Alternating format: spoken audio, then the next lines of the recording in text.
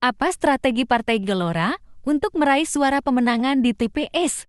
Yang kami pelajari dari pemilu ya, bahwa kekuatan partai politik yang paling utama dan berpengaruh dalam penggalangan suara, dalam pemenangan di TPS itu adalah infrastruktur teritorial. Teritorial. Ya, infrastruktur darat. Militer banget berarti ini Pak ya?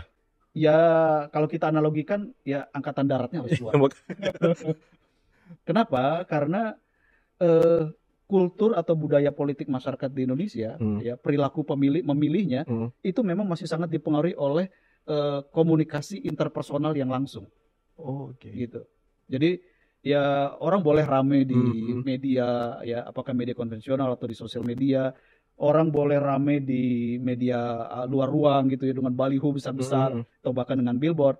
Tapi kalau kekuatan infrastruktur teritorialnya lemah gitu ya, maka tidak ada yang menyambungkan ya isu di media itu dengan dengan pemilih di lapangan gitu. Sefanatik apa mereka Pak sekarang nih posisinya terhadap Partai Gelora?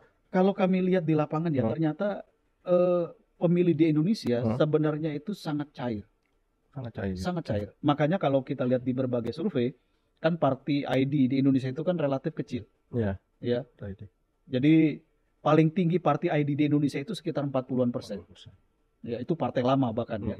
Nah, karena party ID kecil dan perilaku politik masyarakat itu cair, sebenarnya siapapun, partai manapun itu punya kesempatan yang sama untuk mengubah pilihan atau untuk bisa mendapatkan suara dari pemilih. Nah, tinggal masalahnya adalah seberapa kuat satu partai itu bisa punya sambungan kontak langsung dengan masyarakat di bawah. Nah, itu yang saya katakan tadi istilahnya infrastruktur.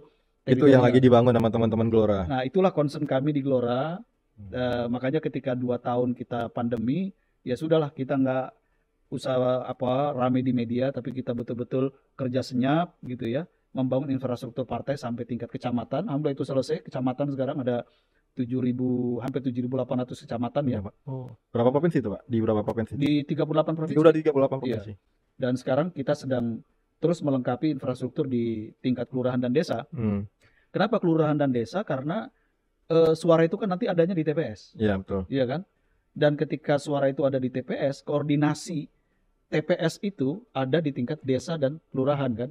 Jadi kalau satu partai dia punya infrastruktur teritorial sampai desa dan kelurahan, itu memudahkan dia untuk koordinasi di TPS kan.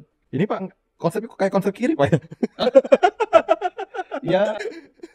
Ya bisa konsep militer, bisa konsep ya. Tapi saya kira ya memang landscape politik di Indonesia dan kemudian budaya politik di Indonesia serta perilaku pemilih di Indonesia itu mengharuskan partai untuk seperti itu. Gitu. Jadi makanya kami tidak terlalu khawatir juga ketika kami punya keterbatasan pendanaan misalnya campaign di media gitu ya. Walaupun itu tetap penting dan kami upayakan, tetapi sepanjang infrastruktur teritorialnya kita lengkapi, sebenarnya 50% modal kekuatan itu sudah ada di tangan. Sudah ada di tangan. Saya yakin itu untuk tahun 2024, teman-teman Gelora. Ya harus yakin ya, karena keyakinan itulah yang membawa kita untuk bisa kerja maksimal ya. Soal nanti hasil bagaimana itu udah ada di catatan di langit nanti. Tinggal kita kerja kita kejar dengan doa aja.